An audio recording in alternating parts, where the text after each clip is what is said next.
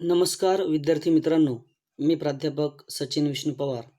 आज तुम्हाला आपल्या इयत्ता 12वीतील इंग्रजी विषयातील फादर रिटर्निंग होम या कवितेचे क्रिटिकल ॲप्रिसिएशन हे एक्सप्लेन करणार आहे.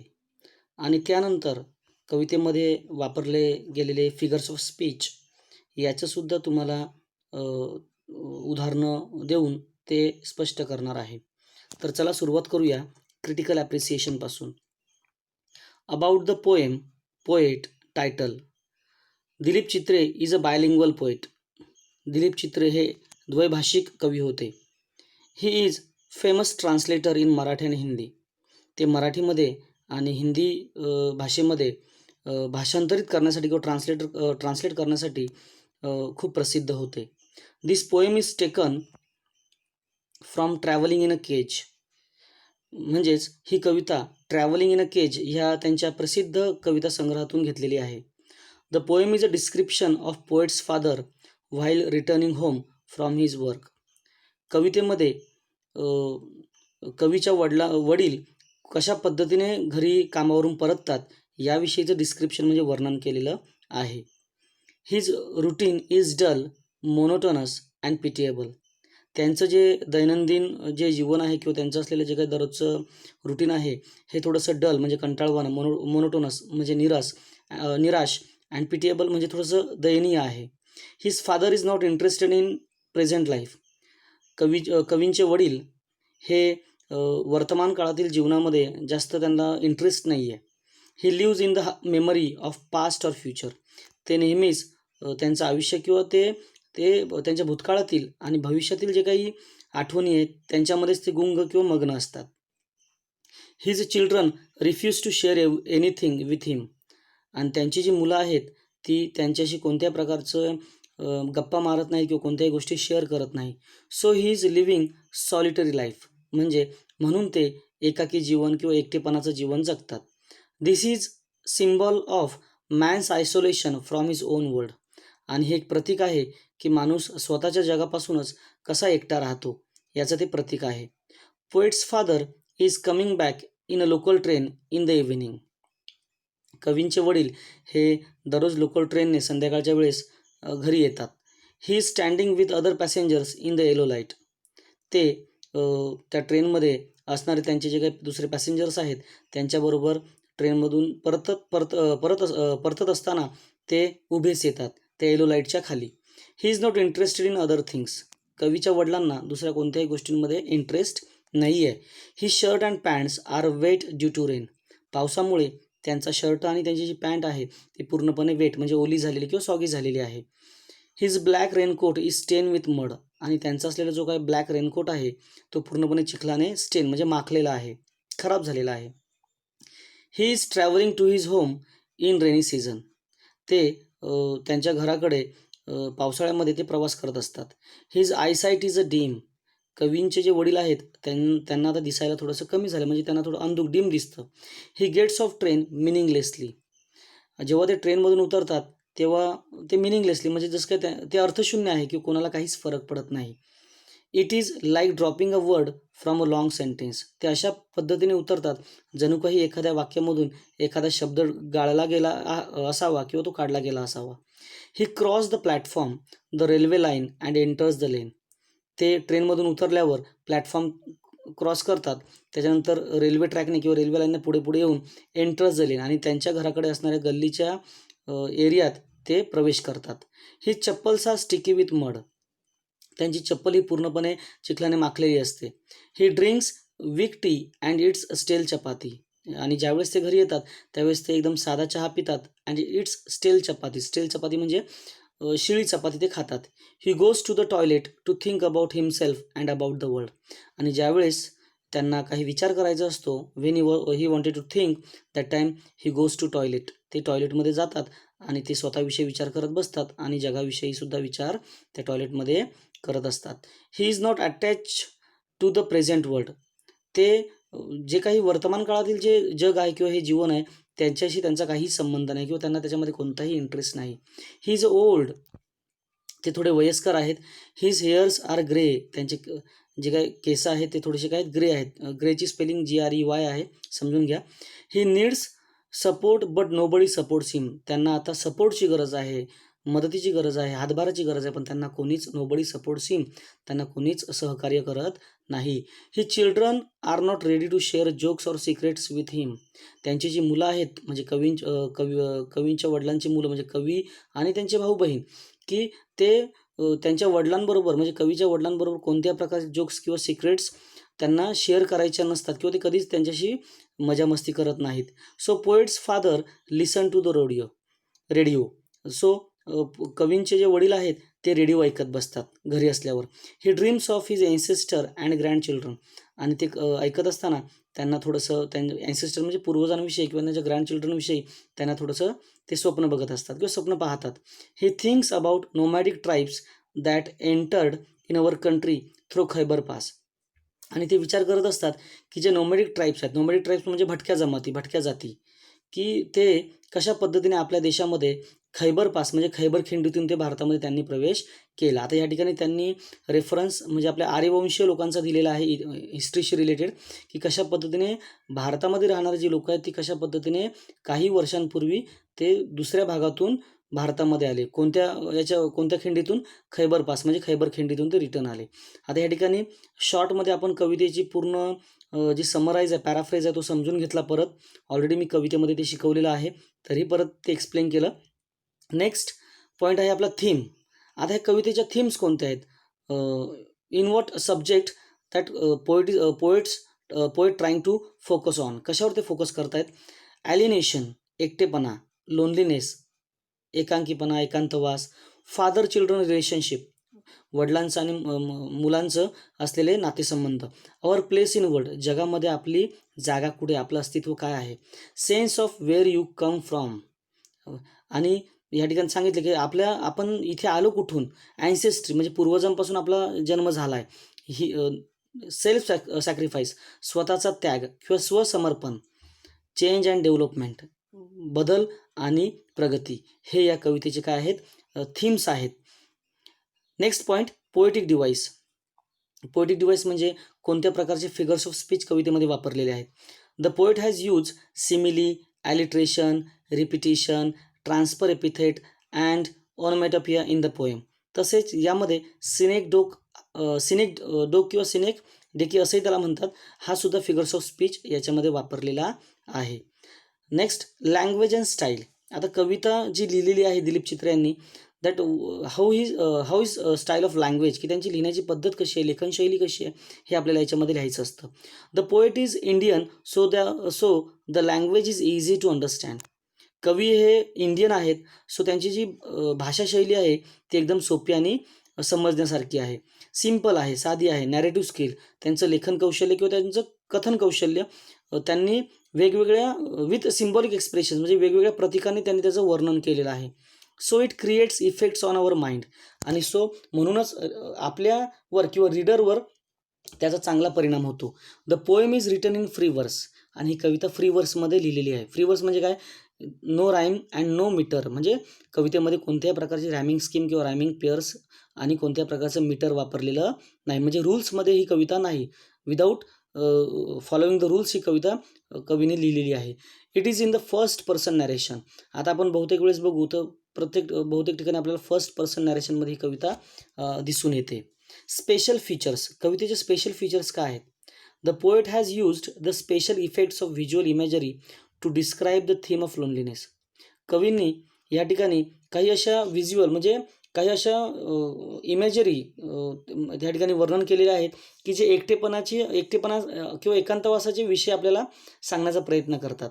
त्यामध्ये द इमेज ऑफ लोकल ट्रेनने प्रवास करताना पोएट्स फादर हे काय असतात? एकटे असतात, कोणाशी बोलत नाही किंवा त्यांच्याशी कोण बोलत नाही. लेट इव्हिनिंग, त्यांचं कामावरून येण्याची वेळी संध्याकाळचीच असते. येलो लाईट, जी की थोडंसं निराश किंवा थोडंसं एकांतवासाचं प्रतीक आहे. अनसिंग आईज, ते ट्रॅव्हलिंग करत असताना किंवा प्रवास करत असताना ट्रेनने फार असे स्टेशन्स किंवा काही उपनगर पास होत असतात, पण त्याच्याकडे काही नसतं, लक्ष नसतं. Dimmed eyes are remarkable. आणि वयामुळे किंवा जास्त कष्ट केल्यामुळे कशा पद्धतीने ते थोडेसे काय झालेले आहेत, ते थोडे अंधुक झालेले आहेत, हे याच्यातून कवींनी आपल्याला सांगण्याचा प्रयत्न केलेला आहे. आता याच्यामध्ये नेक्स्ट पॉइंट आहे व्हॅल्यूज, मेसेज, मॉरल. म्हणजे नक्की आपण याच्यातून काय मेसेज आहे, या कवितेतून आपण काय शिकलो, हे या ठिकाणी शॉर्टमध्ये आपल्याला सांगायचं आहे. The poet shows how we are separated from our people and from our own world. कवी या ठिकाणी आपल्याला सांगतात की आपण आपल्या लोकांपासून आणि या जगापासून कशा प्रकारे काय झालेलो आहोत, सेपरेट झालेले आहोत. म्हणजे भले आपण एका कुटुंबात राहत असतील, पण आज तुम्हाला माहिती आहे की आज ॲडव्हान्स टेक्नॉलॉजी आहे. आज मोबाईल आपल्या हातात असल्यामुळे आपण घरच्यांशी कमी बोलतो आणि मोबाईलशी जास्त बोलतो. तो काळ थोडा वेगळा होता. तरीही कवी सांगतात की माणूस हा स्वतःच्या घरापासून, लोकांपासून आणि जगापासून कसा काय झालेला आहे, विभक्त झालेला आहे किंवा वेगळा झालेला आहे. This poem is an example of man's isolation from man made world. आणि ही कविता एक असं परफेक्ट एक्झाम्पल आहे की माणसाचा एकाकीपणा हे माणसाने बनवलेल्या ह्या जगापासून वेगळं झालेलं आहे. म्हणजे हे जग माणसानेच बनवलेलं आहे. तरीही माणूस आता काय पडलेला आहे, एकटा, आयसोलेट झालेला आहे किंवा एकांत झालेला आहे.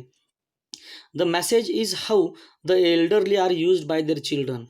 याच्यातून असा मेसेज आपल्याला कळतो की कशा पद्धतीने घरातली मुलं, घरातली काही आपले फॅमिली मेंबर्स की एल्डर लोकांना कशाप्रकारे ते वापरतात किंवा कशाप्रकारे ते त्यांच्याशी वागतात. Their children but neglected when they need care. आणि जेव्हा आपल्या कुटुंबातील फॅमिली मेंबर्समध्ये मोठ्या वयस्कर लोकांना जेव्हा आपली गरज असते, त्यांची काळजी करण्याची वेळ असते, तर आपण त्यांना काय करत असतो, निग्लेक्ट करत असतो. It teaches how we should not behave to person who are in the autumn of their life. ही कविता आपल्याला असं शिकवते की जर एखादा व्यक्ती जर त्याच्या ऑटोमोन ऑफ देअर लाईफ म्हणजे आयुष्याच्या शेवटी जर ती व्यक्ती आली असेल, म्हणजे वयस्कर असेल, मरणाच्या दारात असेल, तर आपण त्या लोकांशी कसं राहिलं पाहिजे, कसं वागलं पाहिजे, हे सांगण्याचा प्रयत्न करतं. म्हणजे या ठिकाणी सिंपल असा याचा मेसेज आहे की आपण आपल्या घरामध्ये असलेले आपले आईवडील, आजी-आजोबा, म्हणजे पॅरेंट्स, ग्रँड पॅरेंट्स यांची आपण काळजी घेतली पाहिजे. कारण आपण लहान असताना त्यांनी आपली भरपूर काय घेतलेली असते, काळजी घेतलेली असते. So we should not neglect them. We should not be careless about their life. आपण त्यांच्याकडे कधी दुर्लक्ष करायचं नाही आहे किंवा त्यांच्या बाबतीत कधी निष्काळजी वागायचं नाही आहे. आता या ठिकाणी नेक्स्ट पॉईंट आहे ओपिनियन. आता ओपिनियन म्हणजे मीन्स व्हॉट, की विद्यार्थ्यांनी स्वतःचं मत या ठिकाणी 2 ते 3 वाक्यांमध्ये सांगायचं आहे. I think the poem is very easy to understand. मला असं वाटतं की कविता ही समजायला खूप सोपी आहे आणि खूप चांगला मेसेज त्याच्यातून आपल्याला मिळालेला आहे. It is an autobiographical nature. आणि या कवितेची जी काही नेचर आहे, म्हणजे तिची जी मांडणी आहे, ही कशी ऑटोबायोग्राफिकल आहे. म्हणजे कवीने स्वतःच्या कुटुंबामध्ये वडिलांची असलेली सिच्युएशन याच्यातून सांगण्याचा प्रयत्न केलेला आहे. It depicts real picture of metropolitan cities. आणि ही जी कविता आहे ही मेट्रोपॉलिटन सिटीज म्हणजे जे काही शहरं आहेत, म्हणजे उपनगर आहेत, यामध्ये लोकांचे जे राहणीमान किंवा लोकांची राहण्याची जी पद्धत आहे, याचं खरं-खुरं किंवा वास्तव असं चित्र या कवितेमध्ये कवीने काय केलेलं आहे, वर्णन त्या ठिकाणी या कवितेमध्ये आपल्याला केलेलं आहे. आता पुढचा भाग आपण बघूया, फिगर्स ऑफ स्पीच.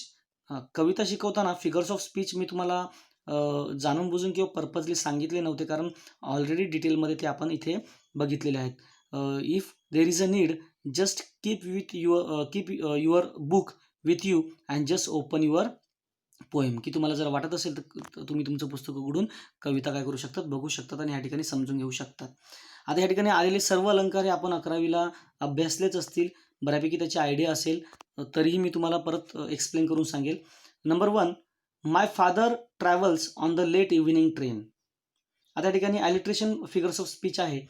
तुम्ही जर बघाल की ट्रॅव्हल्सचा टी आणि ट्रेनचा टी म्हणजे इनिशियल वर्ड म्हणजे सुरुवातीचे शब्द आहेत ते 2 वेळा रिपीट झालेले आहेत.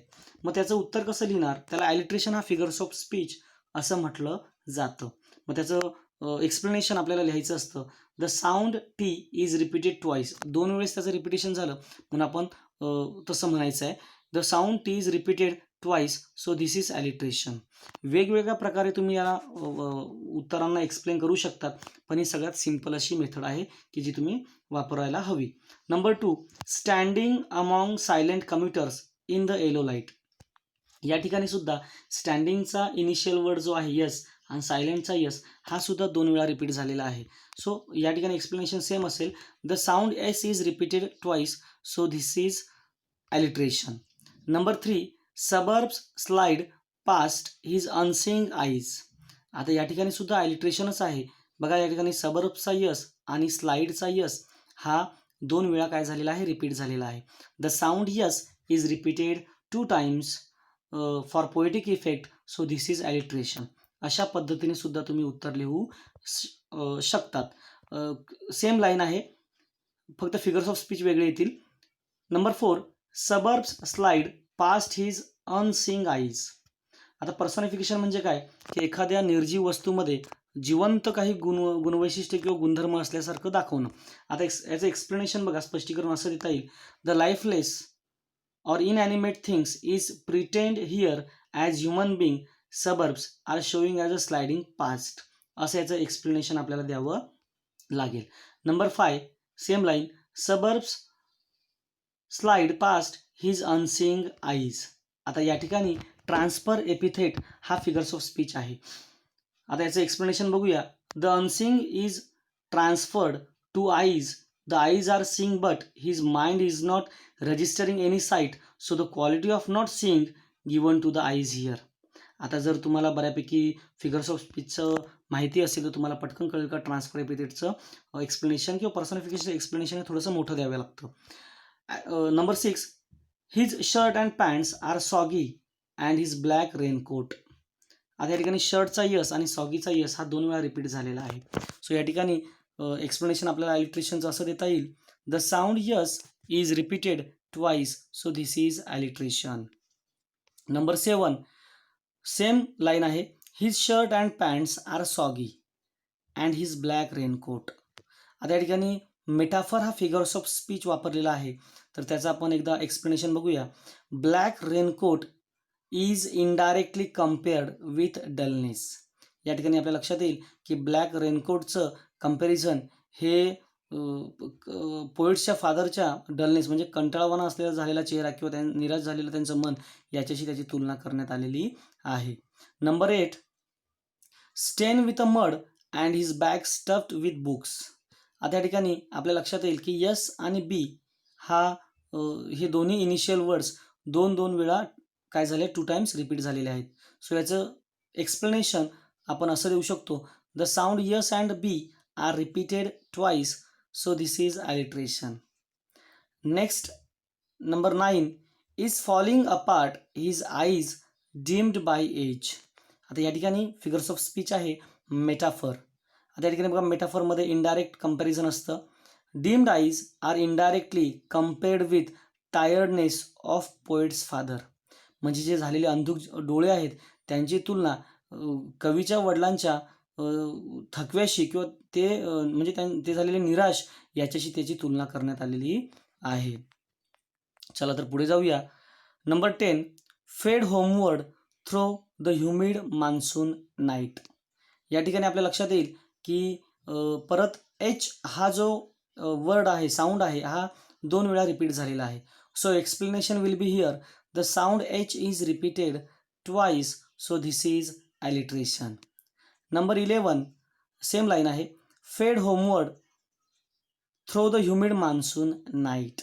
जर तुम्ही कविता चांगली समजून घेतली असेल, अंडरस्टँड केली असेल तर तुम्हाला या ठिकाणी कळेल की कशा पद्धतीने फिगर्स ऑफ स्पीच आपल्याला ओळखायचे असतात. या ठिकाणी आहे transfer epithet. The epithet or adjective humid is transferred the weather to the night. या ठिकाणी आपल्या लक्षात येईल का मान्सून नाईट जो शब्द आलेला आहे त्यासाठी ह्युमिड हा शब्द काय ट्रान्सफर करून त्याला वापरलेला आहे, म्हणजे ह्युमिड मान्सून नाईट या अर्थाने.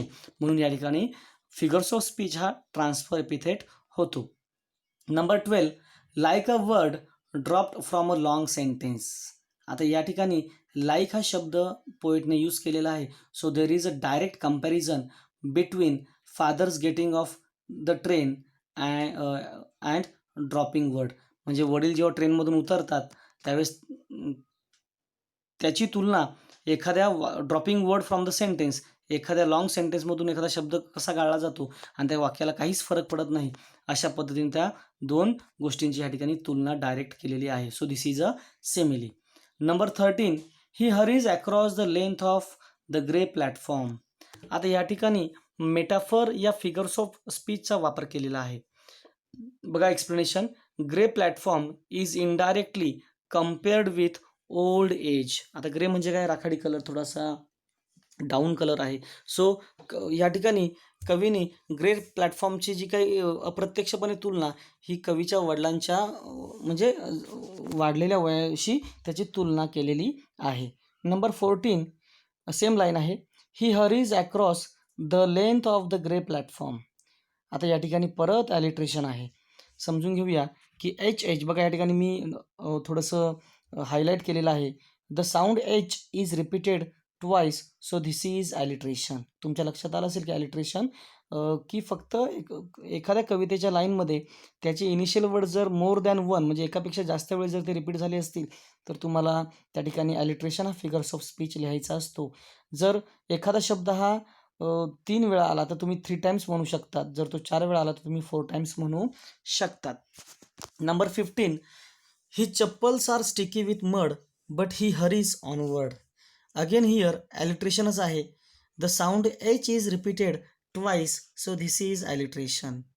Number 16 he hurries across the length of the grey platform crosses the railway line enters the lane he chappals are sticky with mud but he hurries onward. आता या ठिकाणी 3 लाईन आपण एकत्र घेतलेल्या आहेत आणि ह्या ठिकाणी रिपिटेशन आहे. Repetition means what? The whole word will be repeat. पूर्णच्या पूर्ण ग्रुप ऑफ जो वर्ड आहे तो पूर्ण काय होईल? रिपीट होईल. आता तुम्ही बघा इथे ही किंवा हरीज हे दोन्ही पूर्णच्या पूर्ण शब्द रिपीट झालेले आहेत. सो ॲलिट्रेशन आणि रिपिटेशनमधला हा जो काही फरक आहे हे तुमच्या लक्षात राहिलं पाहिजे आणि जेणेकरून तुम्हाला ते उत्तर लिहिता येईल. आता याचं एक्सप्लेनेशन बघा कसं देता येईल रिपिटेशनचं. The words he hurries repeated twice or 2 times so here his repetition. या ठिकाणी रिपिटेशन हा अलंकार होतो. Number 17 home again I see him drinking weak tea. आता या ठिकाणी आपल्या लक्षात येईल की होमचा एच आणि हिमचा एच हा 2 वेळेस रिपीट झालेला आहे. सो आपण सांगू शकतो the sound H is repeated twice so this is alliteration. यानंतर नंबर 18 सेम लाईन आहे. Home again I see him drinking weak tea. आता या ठिकाणी बघा पर्सनिफिकेशन कसं होतोय. The lifeless inanimate things is pretend here as a human being that tea is personified as a weak which is human quality. आता tea हा आपल्यासाठी निर्जीवच पदार्थ आहे किंवा तो पेय पदार्थ आहे. पण विक म्हणजे काय? अशक्त असणं किंवा कमी ताकदवर असणं आणि हे कोणाला लागू होतं?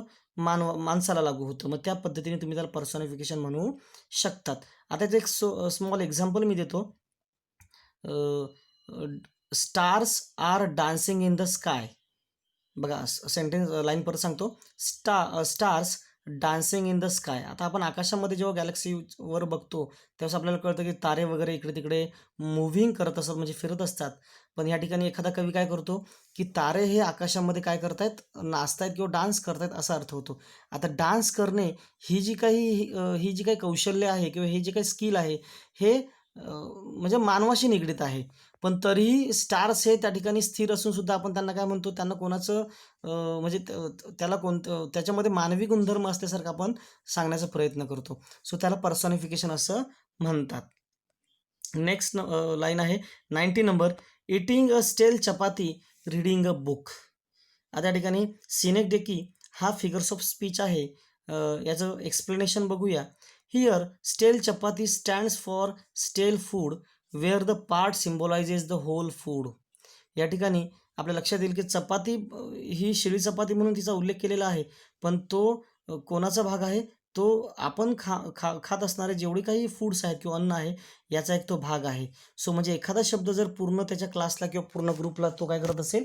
रिपीट करत असेल तर रिप्रेझेंट करत असेल किंवा त्याच्यासाठी स्टँड होत असेल तर त्याला आपण सिनेक्डेकी फिगर्स ऑफ स्पीच असं म्हणतो. सिनेक्डेकीचा थोडा चांगला अभ्यास तुम्ही करावा, समजून घ्यावा अशी अपेक्षा आहे. Number 20 man's estrangement from a manmade world. आता ह्या ठिकाणी ॲलिट्रेशन आपण पहिला फिगर्स ऑफ स्पीच दिलेला आहे. या ठिकाणी मॅनचा एम आणि पुढे मॅन किंवा मेडचा एम हे एम हा 3 वेळा रिपीट झालेला आहे.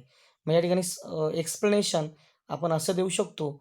The sound M is repeated 3 times so this is alliteration. की एम हा 3 वेळेस रिपीट झाला म्हणून त्याला आपण ॲलिट्रेशन असं म्हणतो. नंबर 21 सेम लाईन आहे.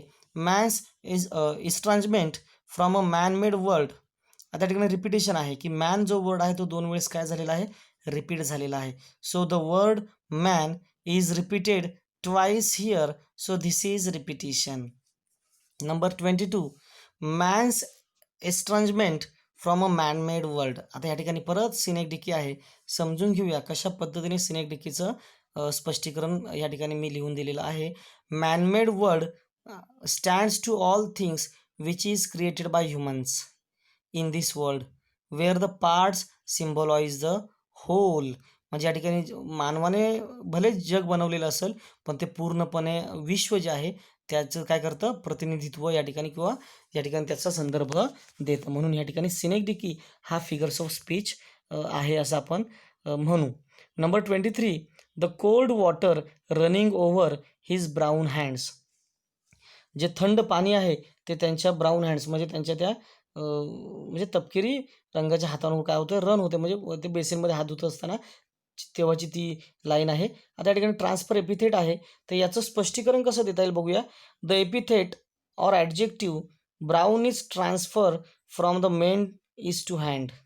म्हणजे ब्राऊन या शब्दाचा वापर हँड ह्या शब्दासाठी म्हणजे त्यासाठी ट्रान्सफर केलेला आहे, म्हणून त्याला आपण ट्रान्सफर एपिथेट असं म्हणतो. ट्रान्सफर म्हणजे एखाद्या शब्दासाठी ट्रान्सफर करणं किंवा त्या शब्दासाठी त्याला वापरणं. फॉर एक्झाम्पल मी जर म्हटलो की शी इज ब्युटिफुल गर्ल, मग या ठिकाणी ब्युटिफुल गर्ल, मग ब्युटिफुल हा शब्द कोणासाठी ट्रान्सफर केलेला आहे, गर्लसाठी. So that is transfer epithet असं आपण म्हणू शकतो. Number 24, a few droplets cling to the greying hairs on his wrist. या ठिकाणी सुद्धा सिनेक्डिकी हा फिगर्स ऑफ स्पीच आहे. स्पष्टीकरण बघूया. The greying hairs stand for old age where the part symbolise the whole life. असं या ठिकाणी आपण स्पष्टीकरण लिहायचं आहे.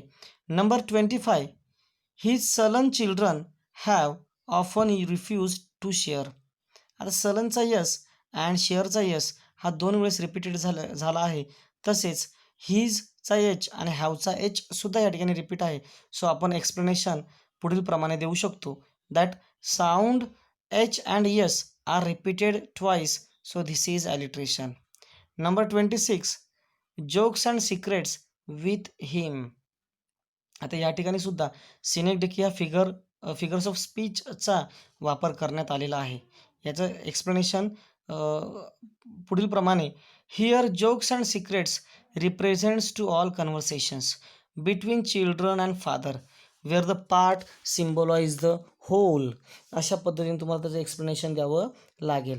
Number 27, listening to the static on the radio dreaming. आता या ठिकाणी कवीचे वडील रेडिओ लावून ते ऐकत असतात किंवा त्याच्यामध्ये काही जे काही साऊंड किंवा त्यांना काही आवाज येतो ते ऐकत असतात आणि स्वप्न बघत असतात. आता साऊंड आल्यामुळे जर साऊंड असेल किंवा नॅचरल साऊंड असेल तर दॅट इज कॉल्ड ऑनोमॅटोपिया. अशा फिगर्स ऑफ स्पीचला ऑनोमॅटोपिया असं म्हणतात. आणि त्याचं स्पष्टीकरण एकदम साध्या वाक्यात दिलेलं आहे मी. Sounds like the meaning of the word, असं याचं एक्सप्लेनेशन द्यावं लागेल.